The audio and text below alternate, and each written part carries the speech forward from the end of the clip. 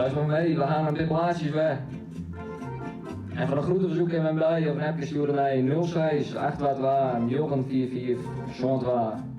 Sjoerd en Jens, beiden 14 jaar oud, organiseerde vreed haar eerste echte piratenfeest in het badhoes in de Westereen. En net alleen nog de artiesten, locatie en productie hebben ze zelfs regelen. Ze draaien namelijk ook zelfs de plaatsjes. We hebben een plaatsje van Geert Hoekstra. We zijn even verder Harkens en VM zelf een plaatsje. En van Dijken, Rosanja.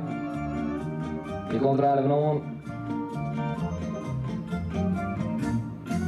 We gaan nu de 174 mensen hierin en nou ja, dan houden we dus ook op. Los van uzelf. En Jens, ja, maar stoel je ook nog draaien hier achter de tafel? Ja, dat maakt mij Johannes tweede man. Een liedje jonkie. Dus ja, dat zijn wij in de wan. En ik op FM. Maar een zestal regionale artiesten, waaronder Emiel van de Hoenekop, is het Vretejoen groot feest in de Westereen. En de man versteert het vak van festivalorganisator goed.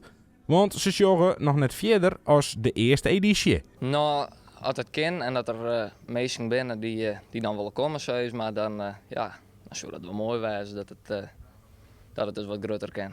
Gaan wij een locatie dan in het vizier?